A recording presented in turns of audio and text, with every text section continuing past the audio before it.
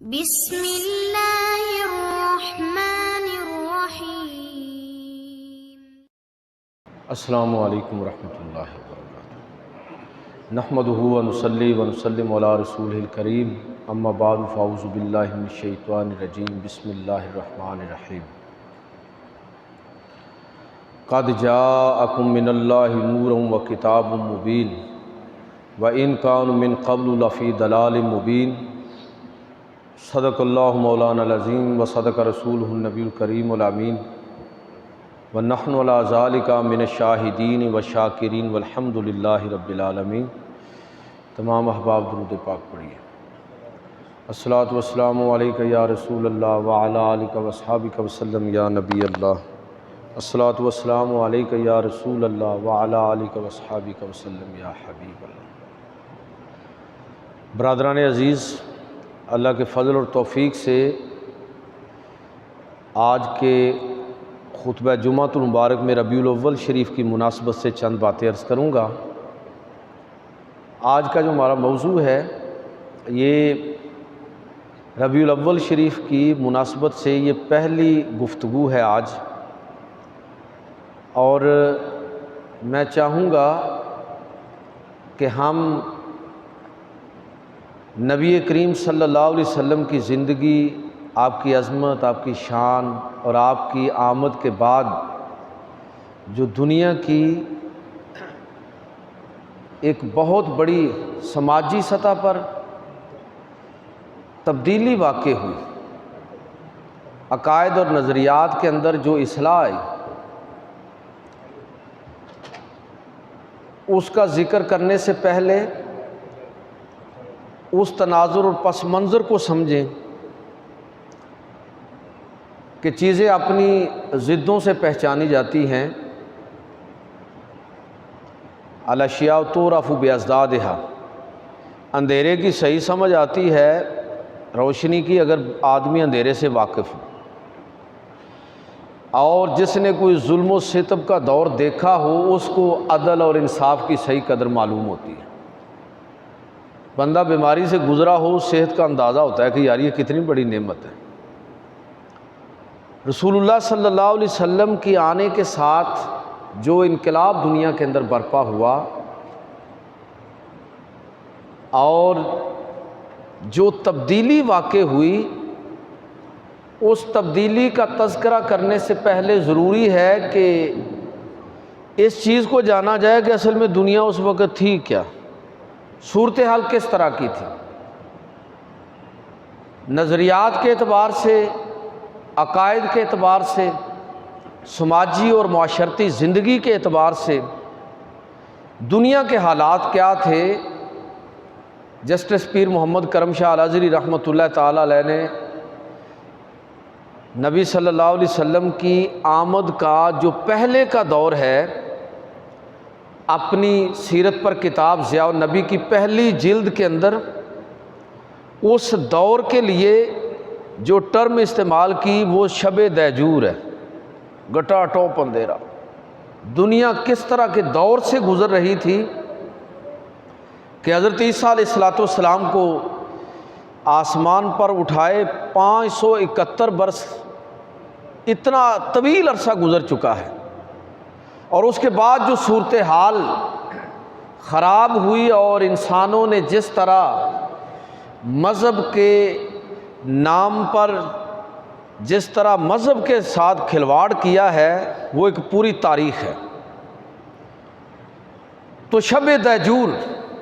اور پھر حضور صلی اللہ علیہ وسلم کی آمد کے ساتھ وہ شب دیجور کس طرح صبح نور کے اندر تبدیل ہوئی، جس کا تذکرہ اللہ رب العزت نے قرآن مجید کے اندر ان الفاظ کے ساتھ فرمایا کہ قد جاءکم من اللہ نور، تحقیق تمہارے پاس اللہ کی طرف سے نور آ گیا،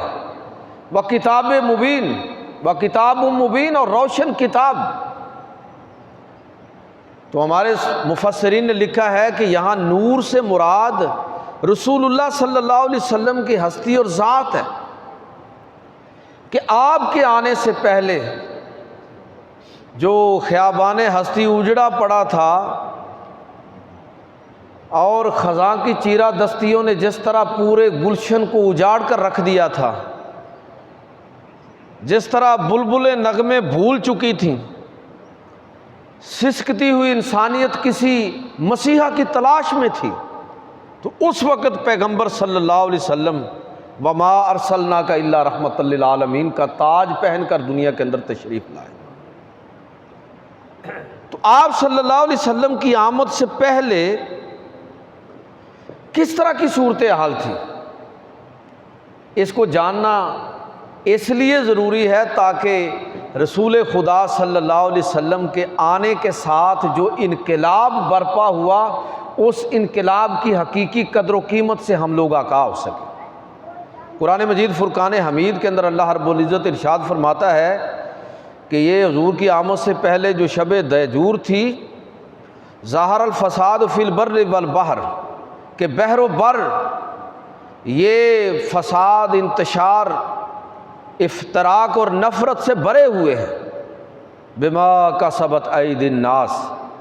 انسانوں کے اپنے ہاتھوں کی کمائی ہے، یہ انسانوں کی اپنے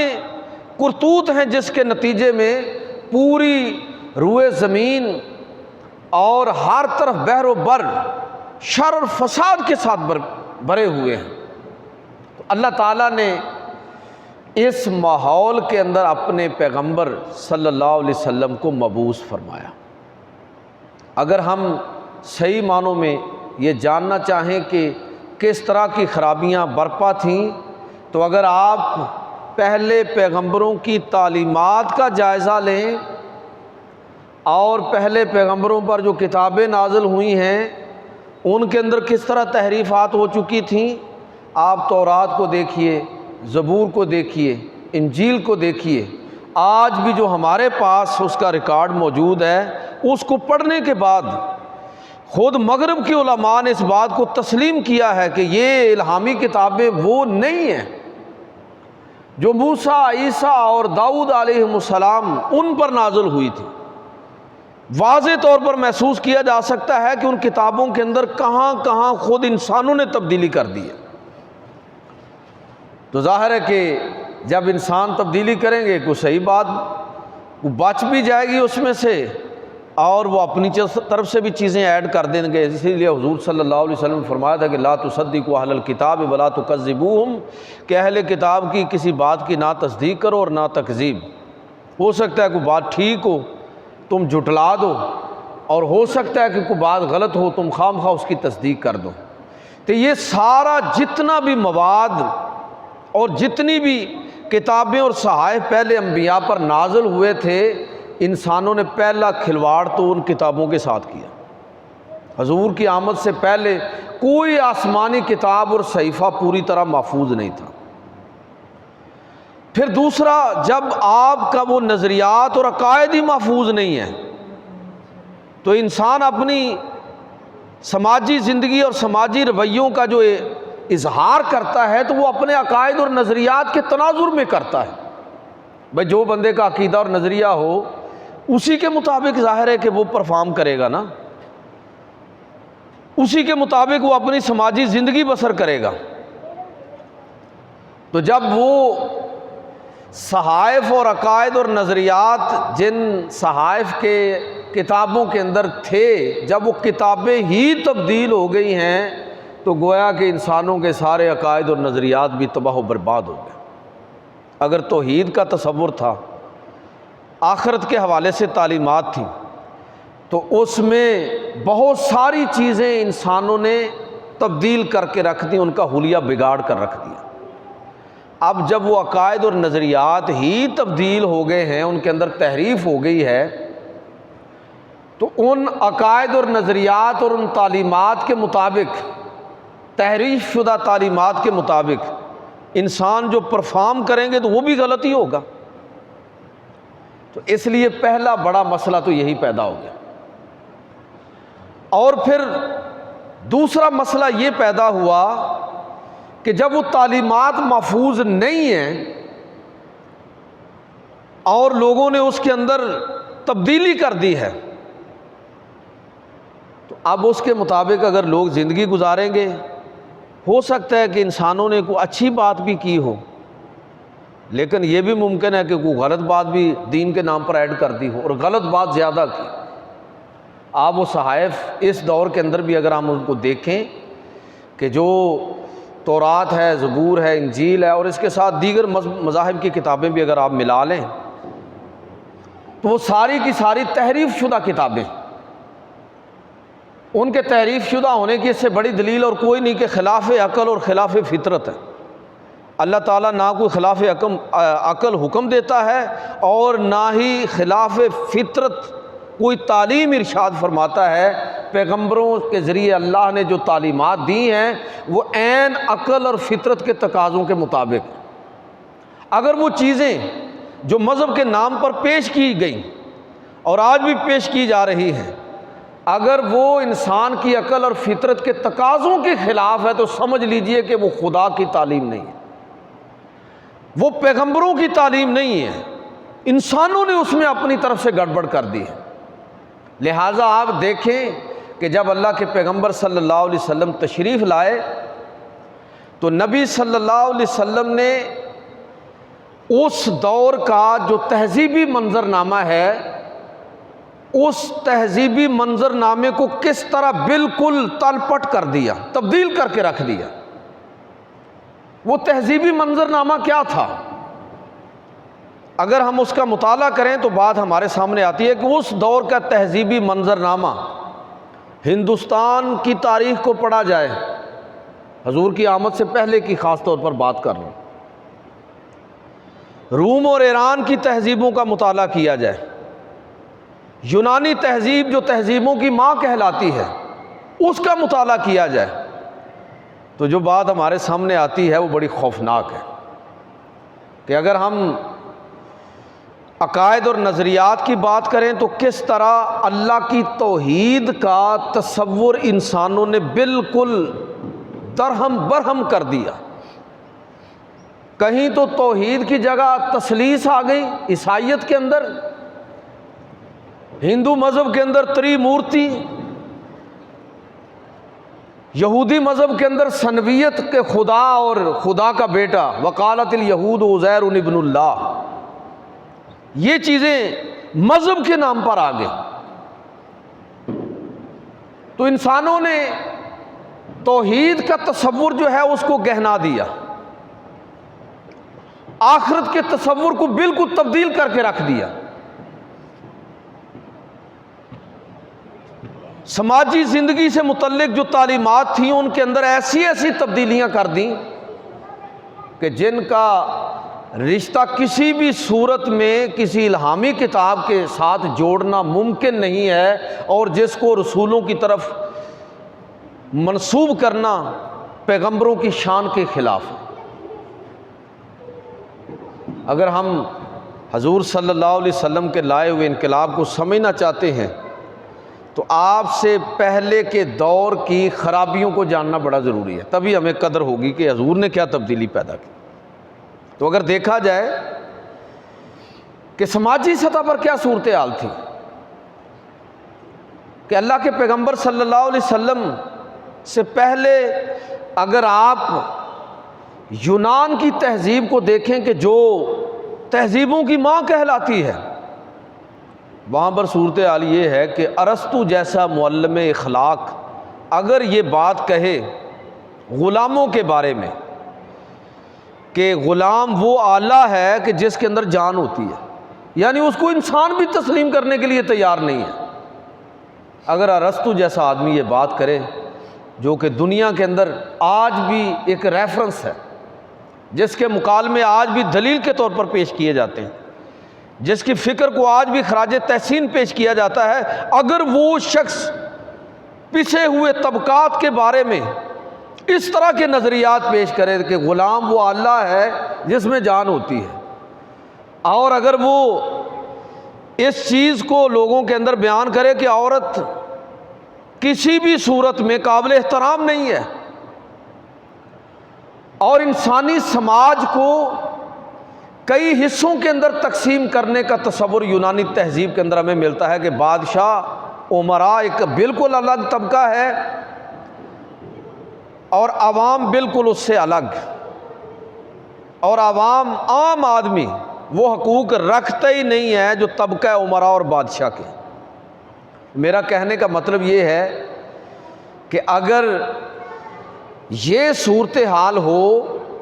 اس تہذیب کے اندر جو تمام تہذیبوں کی ماں کہلاتی ہے، تو باقی تہذیبوں کا آپ خود ہی تصور کیجئے کہ روم کی تہذیب، آپ اندازہ کریں کہ اتنی خوفناک بات کہ رومی تہذیب کے اندر یہ تصور موجود تھا کہ اگر خاوند اپنی بیوی کو قتل کر دے تو اس کو کوئی سزا نہیں ہوگی۔ باپ زبردستی اپنی بیٹی کا کسی جگہ پر اس کو بیچنا چاہے، اس کا رشتہ کرنا چاہے، پورا حق رکھتا ہے، غلام کی کوئی حیثیت ہی نہیں ہے۔ یہ میں آپ کو بتا رہا ہوں رومی تہذیب جو رسول اللہ صلی اللہ علیہ وسلم سے کی بعثت سے پہلے اس وقت کہہ لیجئے کہ متمدن ترین جو تہذیب تھی، جو بڑا سیولائزڈ معاشرہ کہلاتا تھا، وہ روم، اہل روم تھے۔ ان کے اندر اگر یہ حال یہ ہو اور حالت یہ ہو کہ انسانوں کو اشرافیہ، عوام الناس اور خدمتگار، یہ تین طبقات کے اندر تقسیم کیا گیا۔ ایک بہت بڑا انگریز محقق ہے ایڈون گبن، اس نے رومی سلطنت کے زوال کے اسباب پر 8 جلدوں کے اندر ایک کتاب لکھی، fall and decline of the Roman empire, اور اس میں اس نے وہ پورا منظر بیان کیا ہے کہ کیا سماجی سطح پر کتنا گرا ہوا معاشرہ تھا، لوگ کس طرح آپس میں منقسم تھے، یعنی انسانی مساوات کا کوئی تصور ہی نہیں تھا۔ اور یہ صرف روم کا حال نہیں تھا، یہی حال ایران کا بھی تھا جو اس وقت دوسری بڑی طاقت تھی، کہ جہاں پر عورت کے بارے میں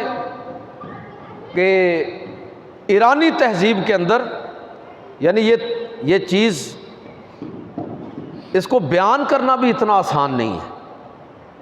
کہ وہاں ایک شخص پیدا ہوا جس کو مانی کہا جاتا ہے، اس نے یہ تصور دیا کہ انسان کی وجہ سے سارے فساد ہیں، لہذا نہ اس کو شادی کرنی چاہیے، نہ اس کی کوئی جان، نہ اس کے مال کی کوئی حرمت ہے، انسان لعنت کے قابل ہے، اس کو ختم ہو جانا چاہیے۔ یہ مانی تصورات۔ اور ایک دوسرا مزدک ایران کے اندر ایک شخص پیدا ہوا جس نے کہا جی سارا فساد، وہ ہمارے ہاں بھی ایک لفظ استعمال ہوتا ہے زن زر زمین، تو سارا فساد مال و دولت کی وجہ سے ہے، سارا فساد عورت کی وجہ سے ہے۔ تو اس نے کہا کہ یہ شر اور فساد ختم کرنے کا بہترین طریقہ یہ ہے کہ زمین کسی کی ملکیت نہ رہے اور عورت بھی کسی کی ملکیت نہ رہے، یہ یعنی کہہ لیجئے کہ سب کی مشترکہ ملکیت قرار دے دیا جائے، چونکہ سارا فساد مال و دولت اور زمین کی وجہ سے ہے، مال و اسباب کی وجہ سے ہے، عورت کی وجہ سے ہے، لہٰذا یہ مشترکہ ملکیت ہوں گے سوسائٹی اور معاشرے کے، اس کا آپ نتیجہ خود سمجھ لیجئے اس کا نتیجہ کیا ہوگا۔ اس کا نتیجہ ظاہر ہے کہ یہی ہوگا کہ ایسا معاشرہ، یہ آج یورپ کا جو آزاد معاشرہ ہے، اس کا ایک تصور آپ کو قدیم ایران کے اندر ملتا ہے، رسول اللہ صلی اللہ علیہ وسلم کی آمد سے پہلے۔ ایک بہت بڑا انگریز محقق ہے ویل ڈورانٹ، اس کی کتاب ہے دا ایج آف فیتھ، اس نے پورا ایران کا وہ منظر بیان کیا کہ اس تہذیب، ایرانی تہذیب کے اندر سماجی سطح پر کتنی بڑی تقسیم تھی، جو خاندان بڑے تھے ان میں بھی عورت کے حوالے سے تصور کیا تھا۔ یعنی ایک تو میں نے عرض کیا کہ عورت ویسے مشترکہ ملکیت ہے، اس سے جس طرح بدکاری کو، بے حیائی کو فروغ حاصل ہوا، اور جو بڑے خاندان تھے ان کے اندر بھی صورتحال یہ تھی کہ جو خاتون اول ہے وہ وہی کہلاتی تھی جس کا نکاح پہلی دفعہ نسبت طے ہوتی، اس کے بعد کی جتنی خواتین ہیں ان کی کوئی حیثیت نہیں تھی، اس کے لیے زن چگاری ہا اور زن پادشاہی ہا، یعنی خواتین اول، جن کو خاتون اول کہہ لیجیے، اور اس کے بعد باقی ساری خواتین۔ یہ تصورات ایران، روم اور یہ تصورات یونانی تہذیب کے اندر تھے، انسان کی سماجی زندگی کے حوالے سے، اور اس سے بھی بدتر حالات ہندوستان کے اندر تھے کہ دیکھیں انسانوں کی تقسیم ویسے بھی غلط ہے، لیکن بڑی بدقسمتی یہ ہوگی کہ جب مذہبی بنیادوں پر انسانوں کو تقسیم کر دیا جائے۔ بھائی مذہبی دلیل جب کسی غلط کام کو مل جاتی ہے تو وہ کام عام حالات کی نسبت زیادہ خطرناک ہو جاتا ہے۔ غلط کام ویسے ہی غلط ہے، لیکن اگر اس غلط کام کو مذہبی دلیل بھی فراہم کر دی جائے تو پھر آپ کی خیر نہیں ہے، پھر سمجھ لیجئے کہ معاشرہ تباہ و برباد ہو جائے گا کہ لوگ غلط کام ثواب سمجھ کر کریں گے۔ ایک ہے غلط کام آدمی غلط سمجھ کر کر رہا ہے، اس کی اصلاح ہو سکتی ہے، واپسی ممکن ہے، اس لیے کہ وہ غلط کو غلط سمجھ کر رہا ہے، خلش موجود ہے کہ یار یہ کام غلط ہے، لیکن ایک آدمی غلط کام نیکی سمجھ کر رہا ہے تو پھر سمجھ لیجئے کہ کوئی بہتری آنے کی گنجائش نہیں۔ اس لیے مذہبی طبقے کی اس حوالے سے ذمہ داری بڑھ جاتی ہے کہ وہ کوئی ایسی بات نہ کرے، ایسی بات کہ جس کا مذہب کے ساتھ تعلق نہ ہو، لیکن اس کو مذہبی دلائل فراہم کر دیے جائیں۔ تو ہندو معاشرے کے اندر یہی ہوا کہ 4 طبقات کے اندر انسان کو تقسیم کیا گیا۔ اکثر آپ یہ موضوع سنتے رہتے ہیں مجھ سے بھی اور دیگر علماء سے بھی، اور حالت یہ تھی کہ جو آخری طبقہ ہے، براہمن ہے، کشتری ہے، ویش ہے اور شودر ہے، شودر بیچارہ ہے اس حیثیت میں بھی نہیں کہ اس کی زندگی اور اس کی جان کی کوئی حرمت ہو۔ شودر قتل ہو گیا، بس ختم ہو گئی بات، کوئی کسی کے لیے کوئی یہ جرم ہی نہیں ہے اگر اس کو براہمن اور کسی بڑے آدمی نے قتل کر دیا۔ عام آبادی کے اندر نہیں رہ سکتے، الگ ان کی آبادیاں ہیں، ان کا سایہ بھی اگر کسی پر پڑ جائے گا تو وہ بھرشٹ ہو جائے گا۔ جاتی، یہ ذات پات اور جاتی کا نظام اتنا گہرا ہے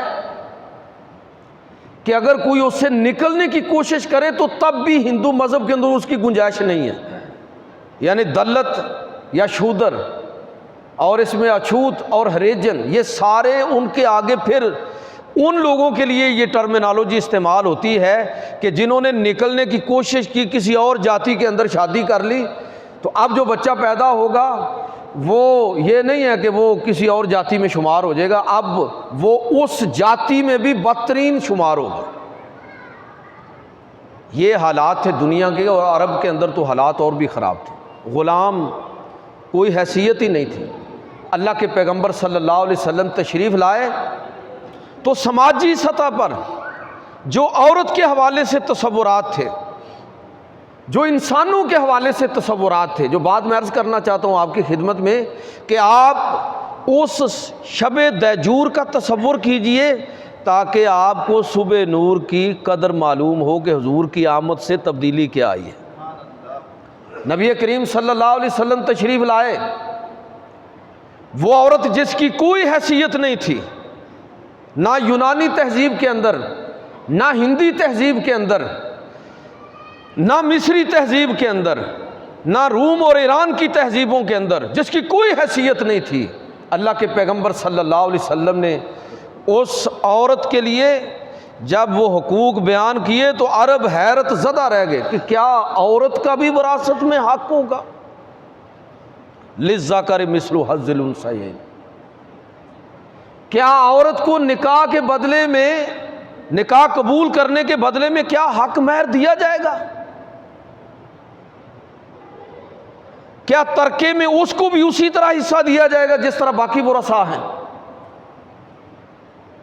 جو گھوڑے پر سواری نہ کرے، نیزہ نہ چلائے، تلوار نہ چلائے، اس کا حق کہاں سے آ گیا؟ لیکن اللہ کے پیغمبر صلی اللہ علیہ وسلم نے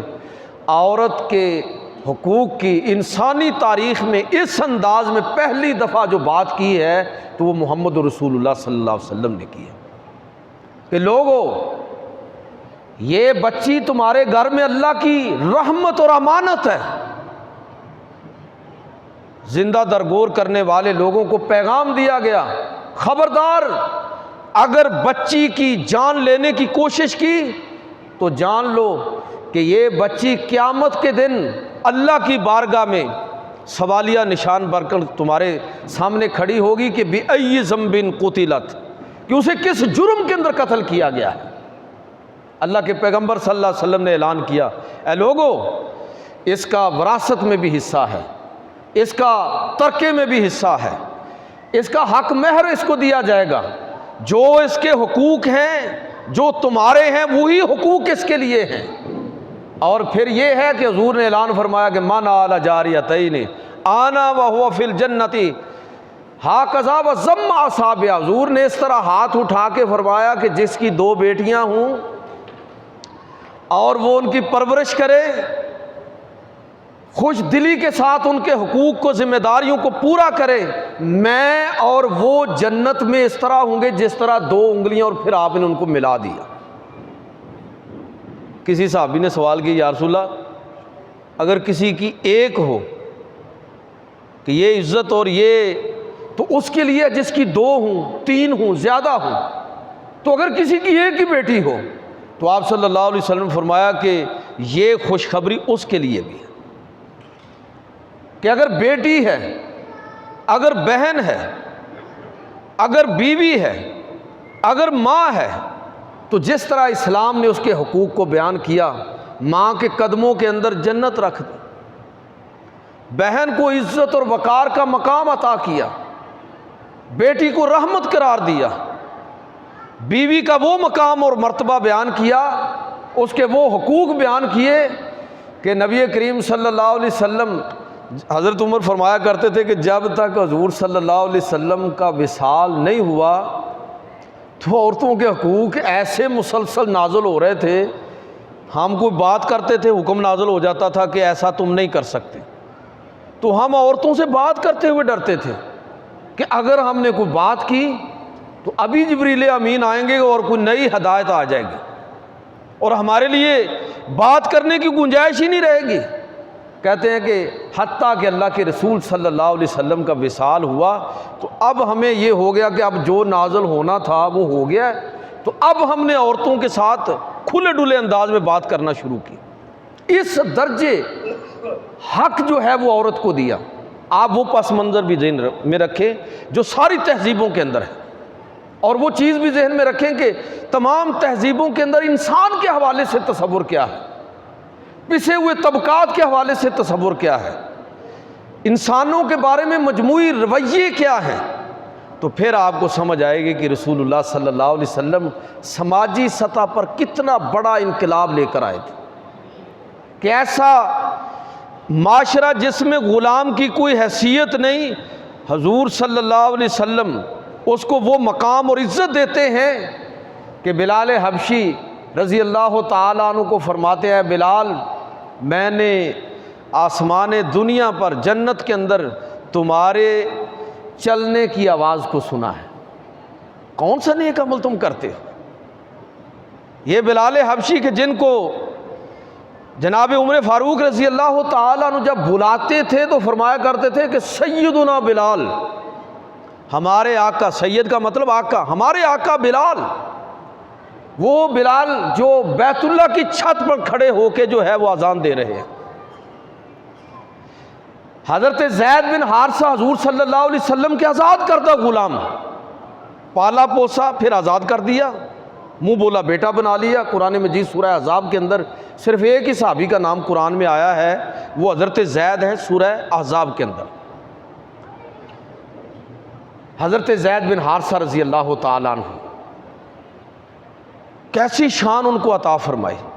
منہ بولا بیٹا بنایا، اپنے برابر کیا، اپنی چچا زاد بہن کے ساتھ ان کا نکاح کیا، ان کے صاحبزادے اسامہ بن زید اپنی زندگی کے اندر جو آخری لشکر روانہ فرمایا، اس لشکر کی قیادت انہی حضرت زید کے صاحبزادے اسامہ بن زید، 17 سال کا نوجوان، اسلامی لشکر کا سپہ سالار، غلام نے غلام زادہ ہے، غلام زادہ، اور اس کی قیادت کے اندر ابو بکر ہیں،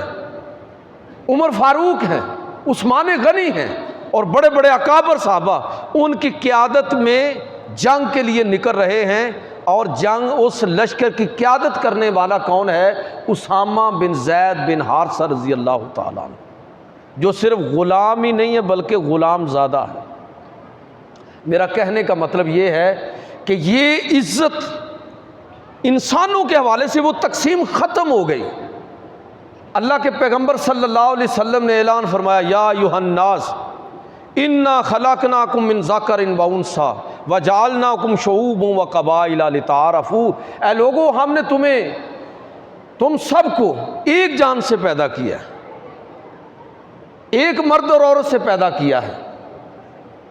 اور یہ قبیلے اور خاندان محض تعارف کے لیے ہیں۔ ان اکرمکم عند اللہ اتقاکم، تم میں سے بہتر وہ ہے اللہ کی نگاہ میں جو متقی ہے، صاحب کردار ہے۔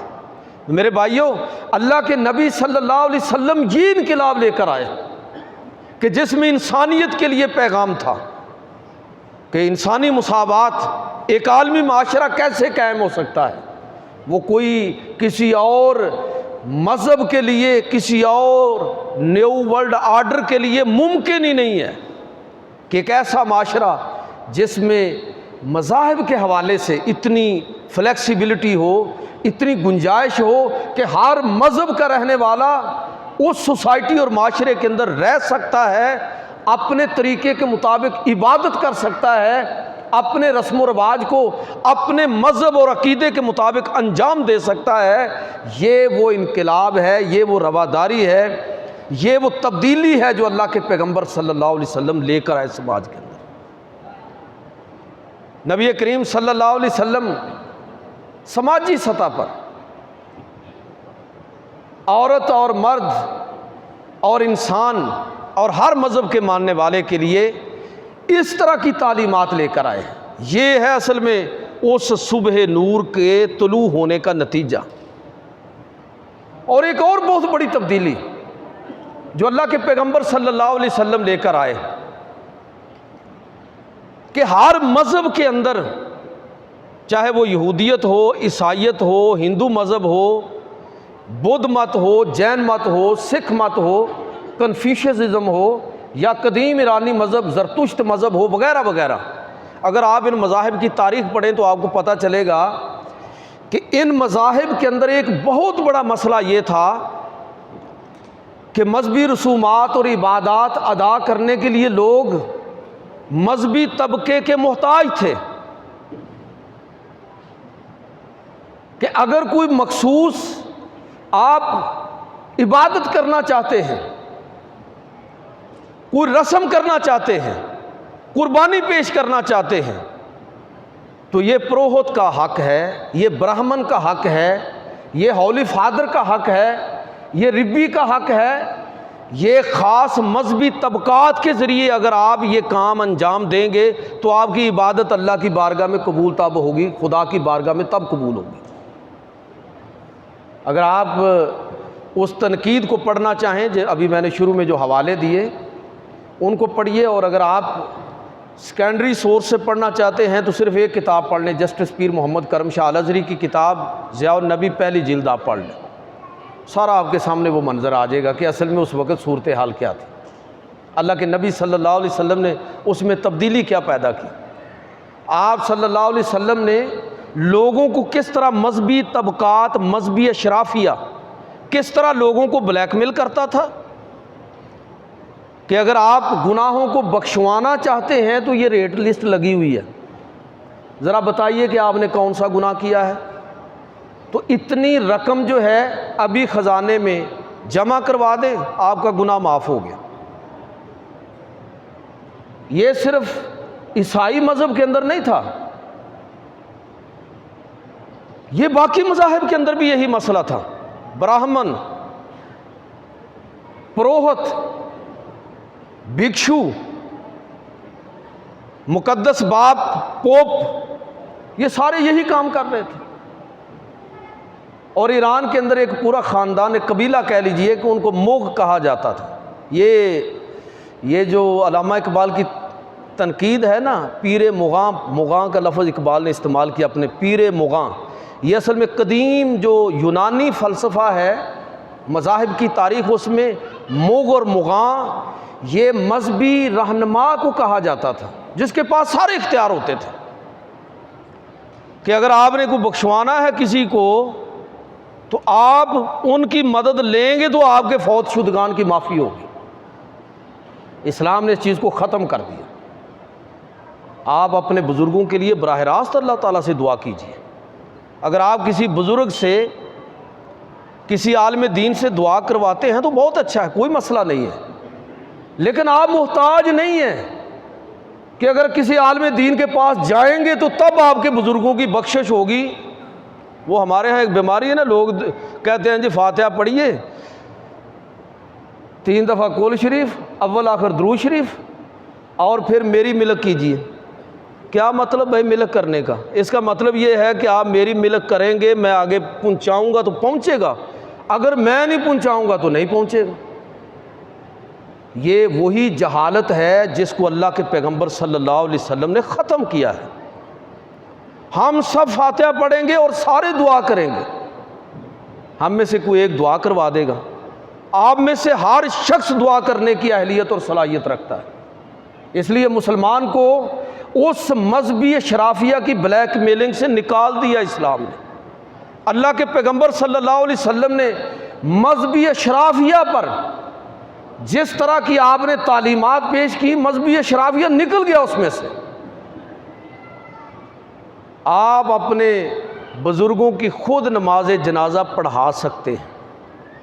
ہر مسلمان دعا مانگ سکتا ہے، اللہ تعالیٰ سے براہ راست تعلق قائم کر سکتا ہے، ہر شخص جماعت کروا سکتا ہے، خطبہ بھی دے سکتا ہے۔ کوئی ایسا خاندان اور قبیلہ ہمارے ہاں نہیں ہے کہ وہ مذہبی قیادت ان کی ذمہ داری ہے اور صرف وہی کریں گے تو تب ہی ہماری مذہبی رسومات پوری ہوں گی۔ نہیں، ایسا کوئی نہیں ہے۔ ہم کسی کی اگر ذمہ داری لگاتے ہیں کہ آپ جی خطبہ دیجئے یا آپ امامت کیجئے تو یہ اپنی سہولت کے لیے ہم کرتے ہیں، یہ اس لیے کرتے ہیں کہ چلو ہم میں سے کوئی شخص زیادہ تفصیل سے قرآن و سنت کا علم حاصل کر کے ہماری رہنمائی کر دے، ورنہ کوئی ایسا خاندان اور طبقہ نہیں ہے کہ جو مذہبی رسومات کی ادائیگی کے لیے جس کے ہم محتاج ہوں۔ یہ محتاجی ختم کی اللہ کے پیغمبر صلی اللہ علیہ وسلم نے۔ اس دور کی جو شب دہجور ہے اس میں آپ مذہبی اشرافیہ کے کرتوت پڑھیں کہ کس طرح انہوں نے لوگوں کا مذہبی استحصال کیا، کس طرح اپنے ذاتی مفاد کے لیے مذہب کو استعمال کیا۔ یہ جو چیز تھی اللہ کے پیغمبر صلی اللہ علیہ وسلم نے اس کو ہٹا دیا۔ تو میں کہنا یہ چاہتا ہوں کہ آپ حضور صلی اللہ علیہ وسلم کی زندگی کو اگر آپ ان رحمتوں کو، ان فضائل کو سمجھنا چاہتے ہیں جو حضور کے بعد انسانیت کو حاصل ہوئے ہیں، عورت کو، مرد کو، غلاموں کو، پسے ہوئے طبقات کو، عام لوگوں کو، ہر مذہب کے ماننے والوں کو، تو پھر آپ کو جانا پڑے گا کہ جا کے پہلے آپ اس دور کو پڑھیے جس کے پس منظر میں آپ صلی اللہ علیہ وسلم کی ولادت اور بعثت ہوئی ہے۔ تو پھر آپ کو پتہ چلے گا کہ جو اللہ تعالیٰ نے یہ فرمایا نا، قد جاءکم من اللہ نور، لوگوں تمہارے پاس نور آ گیا ہے، ساری ظلمتیں مٹ گئیں، وکتاب مبین، اور روشن کتاب۔ حضور کو، آپ کے دامن کو تھام لو اور کتاب الہی کو اپنا رہبر اور رہنما بنا لو، سارے اندھیرے چھٹ جائیں گے۔ دعا ہے کہ صبح نور کی برکت سے جو ماہ نور کے اندر طلوع ہوئی، اللہ پاک ہم سب کو اپنے فضل اور کرم سے نوازے۔